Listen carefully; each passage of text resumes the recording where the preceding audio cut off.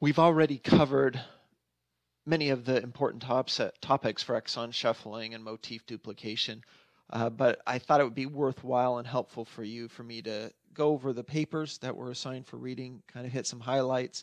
Again, you don't need to read these in excruciating detail. Certainly read the abstract, look through the introductions. I'm going to highlight important parts, so that should streamline it. But hopefully you're reading at least portions of these, getting over them, so you have the take-home message from these papers. Okay. So in the abstract, this author emphasizes this thing we talked about, how domains make proteins modular, and that's compounded by the fact that these domains are associated with the exons, okay? And they are especially important in metazoans.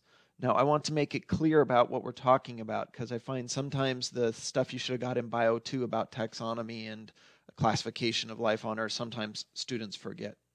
But remember, eukaryotic organisms are organisms that have a nucleus and organelles. They're more complex than prokaryotic organisms. Some of them are single cellular, but there are some important multicellular lineages. In fact, many multicellular lineages, and that we'll come back to that in a little bit. We'll circle around at the end. But it looks like if you map the origin of multicellularity onto a phylogeny showing all life on Earth, that multicellularity has evolved at least 3 or 4 times and maybe even more. So for instance, the metazoan, which is the technical term for what we commonly call animals or animalia, that's one example of an origin of multicellularity. And fungi, which are close relatives of the metazoan, actually show many multicellular and many single cellular representatives in that group, but they appear to have evolved multicellularity separate from the metazoa, despite being closely related to them. Plants, again, evolved multicellularity on their own separately. So multicellularity seems to be this kind of inevitability in as organisms get complex and begin interacting with one another and the cells begin to specialize, then we get entire organisms made up of many cells. And that doesn't seem to be a very unusual or unlikely event in the history of life on Earth because it's happened multiple times. Okay, so that's a bit of background.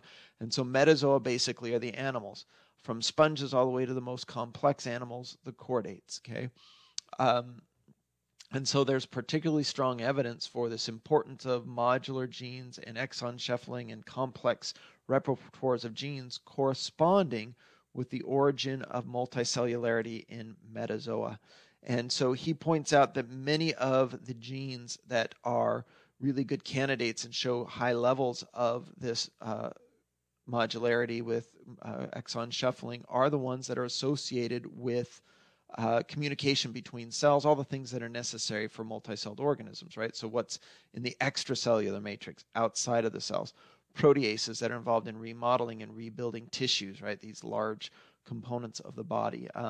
Membrane-associated proteins, which allow for binding and then recognition of signals, right? These receptor proteins for cell-to-cell communication. So that is good circumstantial evidence that these molecular mechanisms that we're talking about, especially exon shuffling, played a major role in the ability for organisms to be more complex and become multicellular. And so at the genome, we have this kind of explosion of number of genes and types of genes being reworked and reshuffled that corresponds with the morphological explosion that we see in the metazoans. And this is sometimes called the Cambrian Explosion because that's the name of the time period in the fossil record where it occurs, where for millennia, tens of thousands, millions and millions of years, we see very few complex organisms in the fossil record. And then suddenly, within a relatively short time window, we see origin of all of the big metazoan groups. And so that may have been the breakthrough, this building up of complexity at the molecular level that finally allowed for them to take advantage of niches and become complex and generate all of the major morphological diversity that we see today in our organisms. Hey? So there is a correlation, right? He says the Big Bang Metazoa radiation. It's more commonly called the Cambrian Explosion. But this, be aware, and I want you to make that clear in your head. There'll be a question on the test about it, that the molecular diversification due to exon shuffling and gene duplication corresponds very, very well and may even be the kind of smoking gun, right? The main cause of the morphological diversity that we see in the Cambrian explosion, okay? And so he goes on and he talks about genome compactness and how in eukaryotes, as they get more complex, we see more and more diffuse genome, meaning that it's much less coding DNA and much more non-coding regulatory intron spacing DNA. The major non-coding portions of the genome are introns and then repetitive elements, primarily transposons and things that were the result of transposable elements.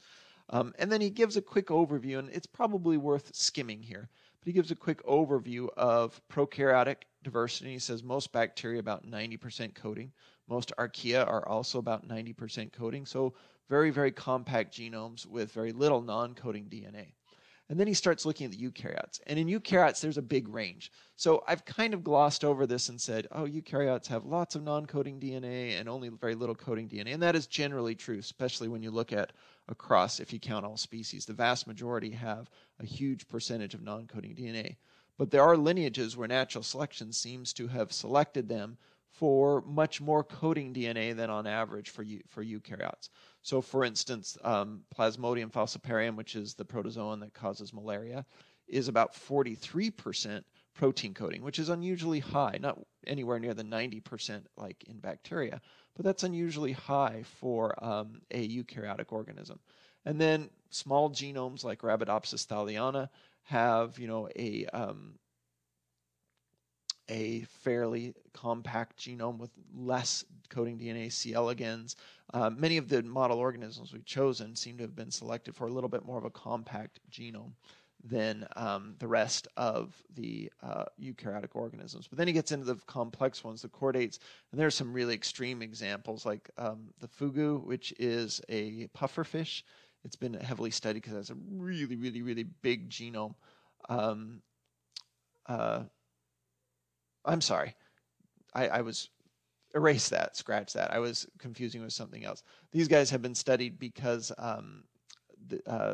they are an interesting example of how you can have the same number of genes but not be quite as complex as humans. And so this is an important point.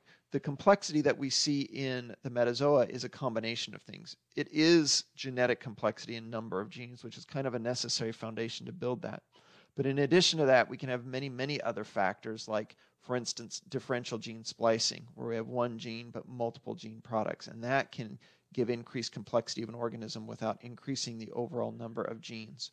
Or we can have very, very complex gene networks. So the same number of genes, if they can interact and communicate in much more complex ways, could lead to more morphological complexity. So there's not a clear one-to-one correlation between the number of genes and the complexity of an organism, but the number of genes and this ability to duplicate genes and make new combinations of genes via exon shuffling is basically kind of the foundation necessary to build up to that diversity. And by most definitions, mammals are among or the most complex organisms. Reptiles are close to mammals, but mammals really based on tissue type, based on number of protein products in their body, based on interactions and the complexity of those interactions. Mammals are usually defined as the most complex of all living organisms. And he goes on and gives some specific examples that he gets a little bit detailed here, the middle part of the paper you don't need to focus on, but he gives clear examples and says that if we can find clear homologs in ancestors, then look at the descendant genes and find these instances where we have multiple genes that all have similar elements, but the difference is in how many of these repeated elements they have. These are very clear and good candidates for this exon shuffling, or maybe if it's a smaller region, domain duplication, right? To create multiple genes with diverse functions. And so we have some really good, and this paper is about 20 years old, so since this, we have many, many good, really great examples of this. And so the take-home message is that at this time when he was writing the paper, he really, really emphasized metazoans and said exon shuffling is incredibly important in metazoans, and there might have been different, unrelated diversifications of genes and genomes in the other multicellular groups. As we've gotten better sampling and better coverage of the genomes that we've sampled, there actually are a pretty decent number of genes and gene families, and even some diversity within those genes and gene families that are eukaryotic, not just prokaryotic, or not just metazoan. But certainly there are entire classes of genes, like many of the transcription factor genes, like Hox genes, that are specific and unique and diverse only in the metazoa.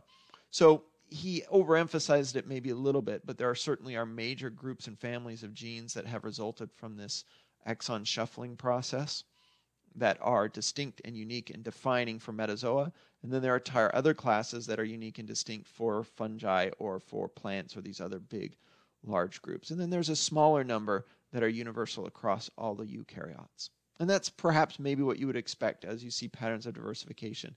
And if I don't know how well this has been investigated, but if we had to guess, then we would probably see very different classes of genes that are involved in multicellularity because of the origin of multicellularity in multiple lineages across the history of life on Earth. So even though plants are multicellular and animals are multicellular, they got about it in two different ways. And so we might expect some level of convergence and similarity, but we're probably also going to expect a fairly high degree of genetic differences between those because of those independent and unique origins of multicellularity. Okay, so that's a good review, kind of an overview of the Patthy paper. Let's just do a very quick one of the Pagan. The Pagan is it's kind of a very heavy research paper, which is good to see some of these and have time, but it's just one specific example of duplication of motifs and how that results in a diversification and evolutionary differences between two distinct populations of bottlenose dolphins.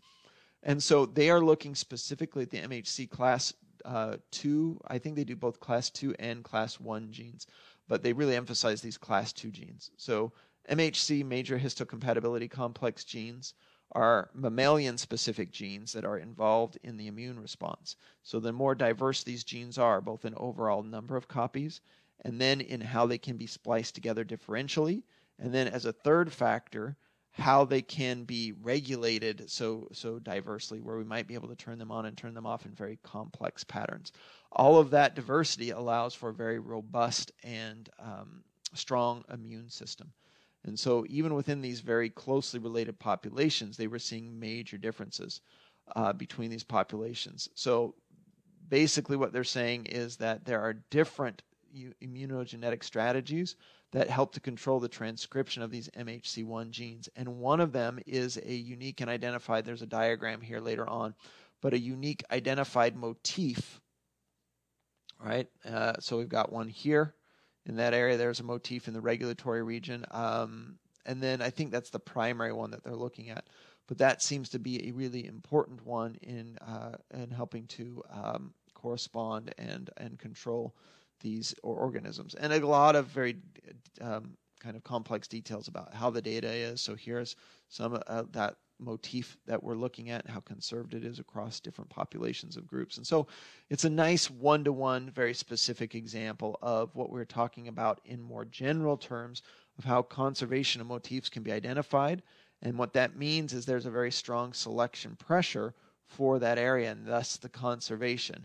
And not only in coding DNA, but also in non-coding DNA that has an important function like regulation of gene expression.